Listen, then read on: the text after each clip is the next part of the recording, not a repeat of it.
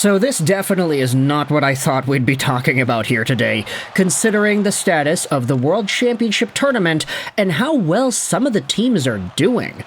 Today we're going over to Detroit Red Wings superstar Lucas Raymond because we are talking about some of the criticism he has received recently in Swedish media. And yeah, that's right, Lucas Raymond is getting called out by the Swedish media. That's kind of funny when you think about it, but I get it, if you're not paying too much attention to the Worlds, it might be a little bit weird to hear that. In fact, even if you are paying attention, it's even stranger to hear it, because if you go over to Team Sweden and their World Championship stint so far, you'll note that in the 7 games that the team has played, they have literally won every single game. And Lucas Raymond has 7 points in 7 games, including 5 points in his last 3 games.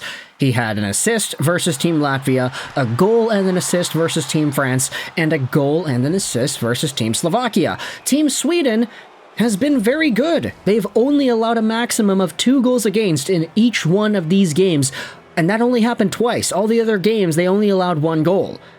Sweden has been fine. But with all of this in mind, we had ourselves an article published on Expressen.se from Adam Johansson. I will say this was published on the 20th, and now it's the 21st, so this post was made after the France game, before the Slovakia game, where Lucas Raymond had another double-point performance. But this article from Adam Johansson is titled this: "All is not peace and joy in Tre Kronor." Now, Tre Kronor is the 3 crowns, and that is pretty much just the personification of the Swedish national team itself. Very, very interesting. Let's go out there and read what the article has to say. Sweden still doesn't know how it feels to lose in this year's World Cup. After 6 group stage matches, make it 7 now, Tre Kronor has secured the group victory and managed to scrape together a maximum of 18 points. That's a full pot, not a cloud in the sky. If we only choose to focus on the result, though, yes. If the effort against France is to be evaluated, though, we must probably classify it as the bottom of the tournament, especially the second period, which the French were allowed to own. No, not much was right for Tre Kronor today. Certain tendencies have already been discernible in previous group stage matches against opposition of similar dignity, and it's a little worrying for what is to come. So essentially, this article is talking about how even though the Swedish team is undefeated, and even though they've won all their games, it's alarming in this writer's opinion that the team was only able to beat France 3-1, and that France had a second period that was pretty much theirs. I can't say this is the most unreasonable argument in the world, but it is kind of interesting to view it from a North American perspective. Against France, sharpness was lacking in several sequences, which means that the match lived longer than it should have. Sweden never managed to build any longer momentum against an, on paper, inferior France team, and that was due to several things. There were several gameplay details that failed. The play from the defense was circumstantial. Sweden never got any momentum on their attacks and got stuck far too often in the French neutral zone. Once past its first offensive wall, the entrances into France's zone were tricky and unthought. It was dribbled when a blade was open, and passes were looked for when a chip deed into the corners would have been the wise choice. The time Sweden had to spend in France's half was unnaturally sloppy in the offensive blue line by this team, which has tended the puck tenderly so far in the tournament. The attitude was at times junior-like, and the passing game all under criticism. That is really interesting to see an article after a Swedish win go out there and say, hey, they played poorly. They made sloppy decisions with the puck. They're doing this, they're doing that. They're giving France too much of a lifeline in this game. They got the win, but they could have been a lot better. That is very peculiar, I'd say. And it gets even more interesting when you scroll down to the bottom of the middle section of this article. It goes over some comments made by Erik Karlsson. They talk about the power play. It says here that Sweden has been one of the World Cup's worst teams in the form of power play time, and they have only played numerically superior against nations such as Poland, Kazakhstan, France, Germany, and Latvia. The result is 4 goals in 21 attempts, which is a power play percentage of, what is that, 19%? Yeah, that's really bad, unfortunately. It might be a good idea to rearrange the lineups against Slovakia. Well, they beat Slovakia 6-1, so I don't think the writer has to worry about that now.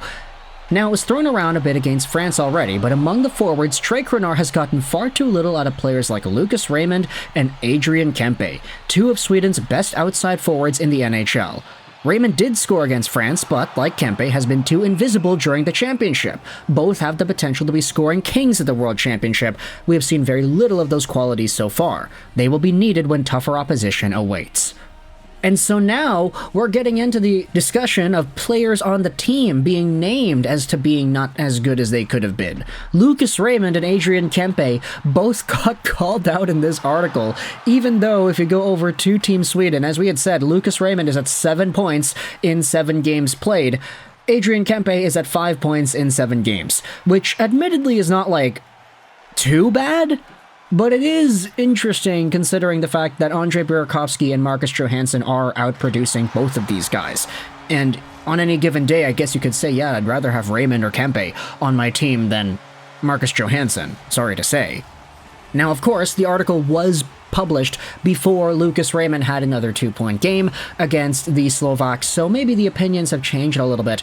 But I think this article and this conversation, how the Swedish team is being called out for not being good enough despite being undefeated, and how players on the team like Lucas Raymond are being called out despite being a point per game, I think it just goes to show, not necessarily like, oh, the Swedes have higher standards compared to what we're used to here in the West, but it's more so like the focus and the emphasis is a lot more pressurized over there in Europe than the World Championship scene is over here. Because think about it, if you flip the script, let's say there was an article published on TSN about how the Canadian team is disappointing despite being undefeated, and how guys on the team are disappointing despite being a part of a winning squad.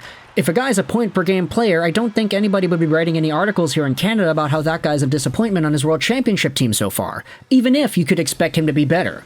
It just goes to show that the emphasis and the engagement for this World Championship tournament is a lot more important in Europe than it seems to be here in North America, and it's understandable why.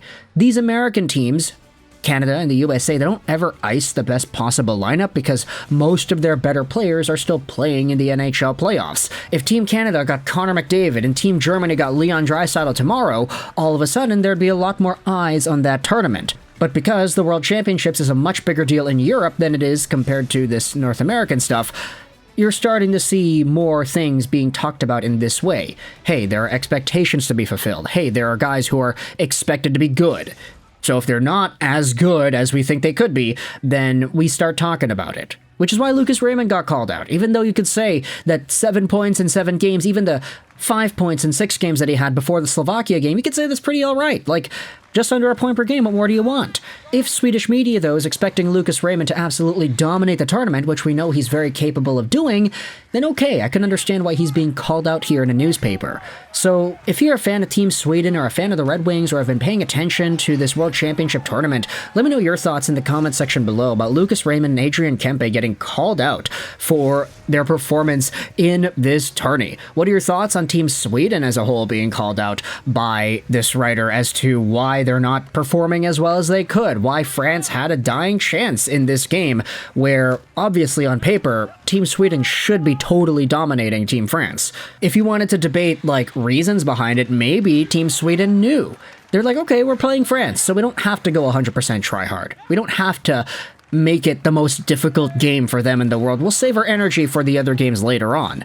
Is that attitude appropriate in this situation? Or is it like, no, you give 110% against every team you play against, and that means Team Sweden should have been better against Team France? You can let me know your thoughts in the comment section below. I hope you enjoyed this video. And bye.